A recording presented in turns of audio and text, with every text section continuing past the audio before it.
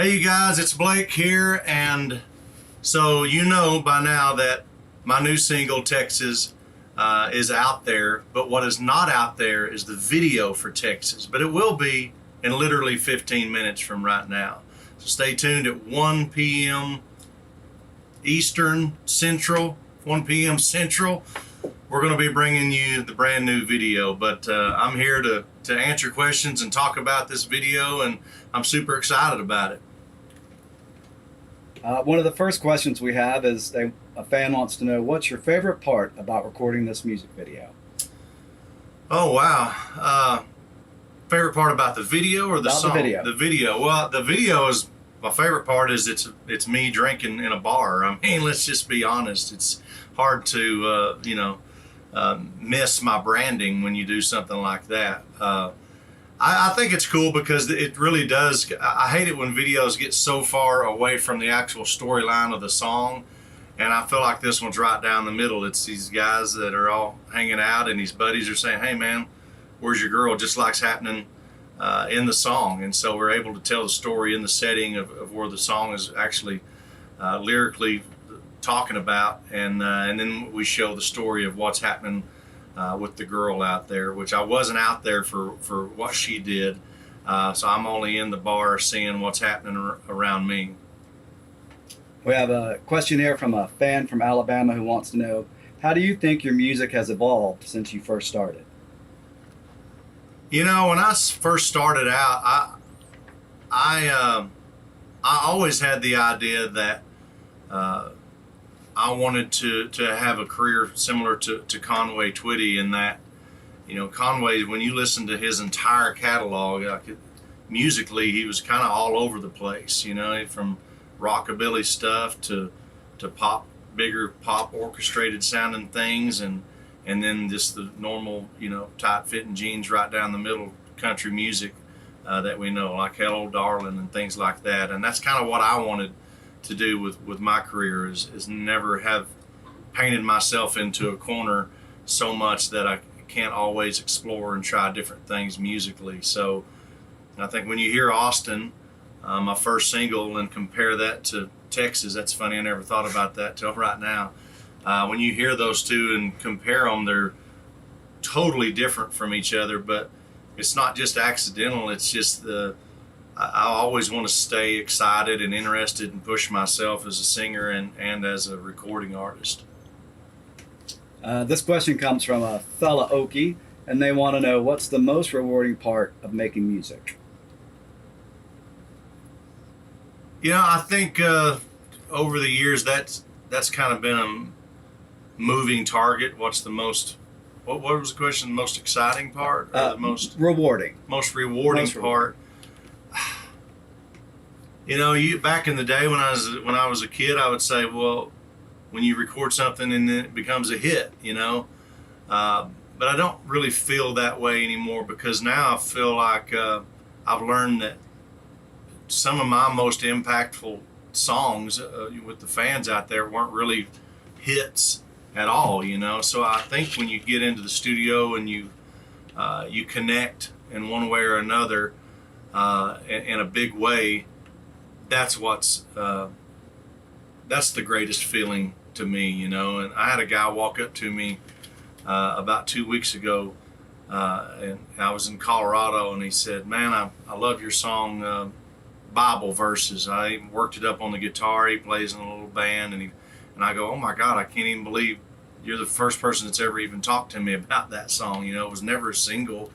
It was on an album that just kind of did okay on top of that, you know, but it's those moments where you realize something that you did in the studio, and you may have only spent 2 days working on a song for your entire life. I mean, you may never revisit it again. You may never perform it live. But when you find out that all that time that you spent on that one thing has an effect on somebody, that's the most exciting thing for me now. That's great. What's been the most memorable moment of your career? It's a lot to think about. The most memorable moment of my career, wow, that's a tough one. I guess being inducted into the Grand Ole Opry, but probably more than that, but was the moment I was asked to become a member of the Grand Ole Opry, because that's when it was the most shocking moment for me. I've learned that, I've always been proud of and excited about any awards and accolades and things like that, but that Opry membership is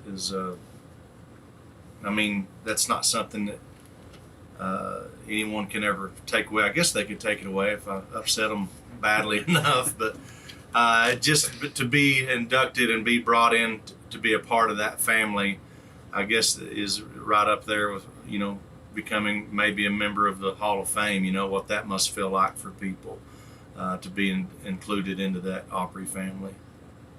Well, this is a big moment. First new release in quite a while with Texas. Do you have any rituals or routines that you have before releasing new music? Man, I don't have anything that I do when I release new music. I just cross my fingers and hope for the best.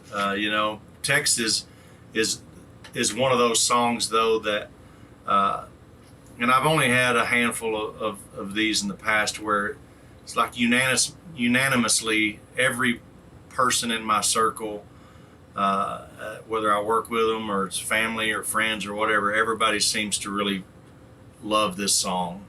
And that happened a couple of times before. God's Country was one of them.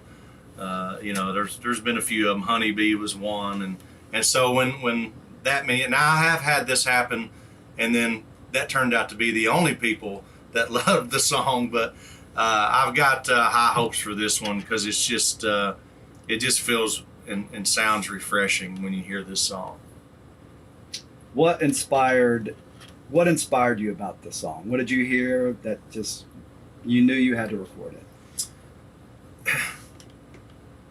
Well, I got to tell you, when I've made the recording of Texas and most of the music that I'm working on for this album that's going to eventually come out,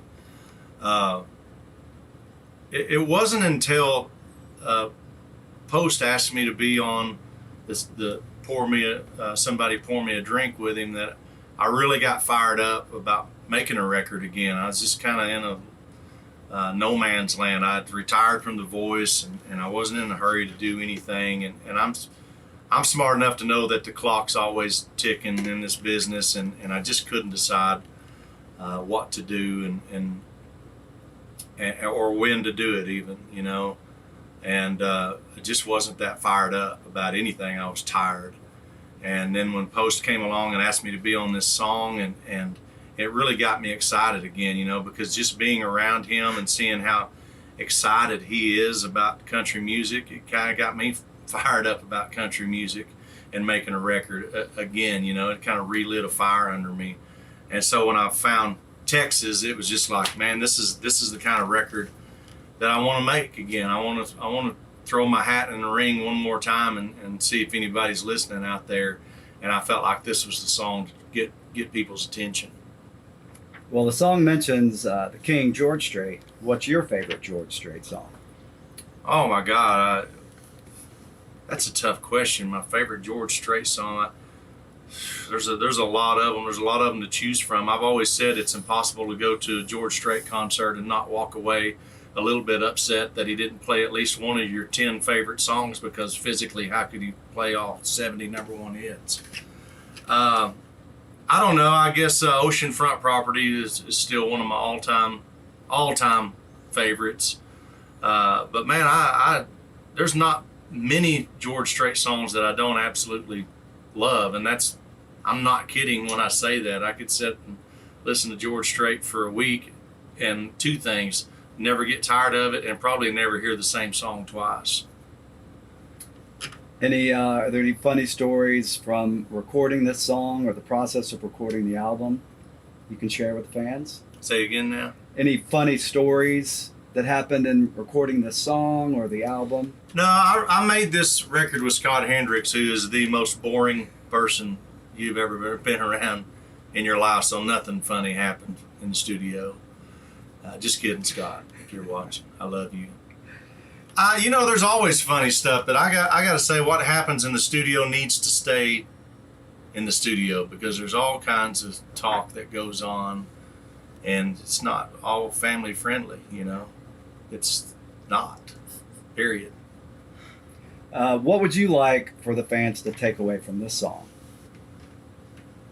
You know, this song is all about fun. You know, it's a song about this dude that his girl, you know, doesn't even bother to tell him, you know, where she's going. Probably, I assume, didn't even tell him she was leaving at all. I mean, he has no clue where she is. The only thing he really knows is that she's not with him anymore, and she's just gone, you know. But I love the attitude and the personality of the song, which is, you know, it's almost like, hey man, don't ask me. I'm just the moron that's here in the bar that doesn't even have a clue where she is. Don't even ask me, because I don't know.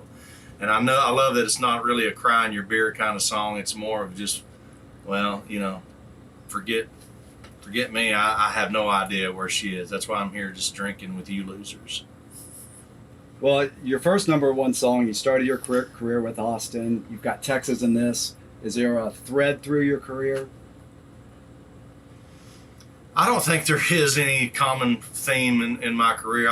You know, I've been doing this a hell of a long time.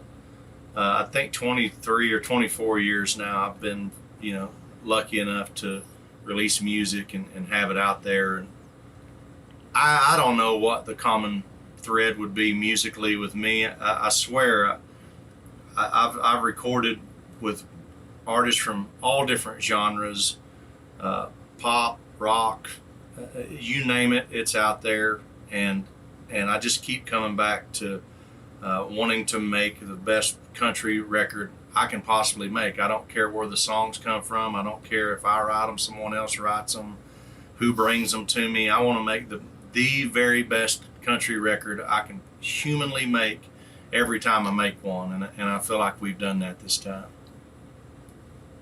Well, I think we need to jump to a premiere. Is it time? It's time. It's time, everybody. I'm so ready for you guys to see this video. Please crank it up. This is Texas.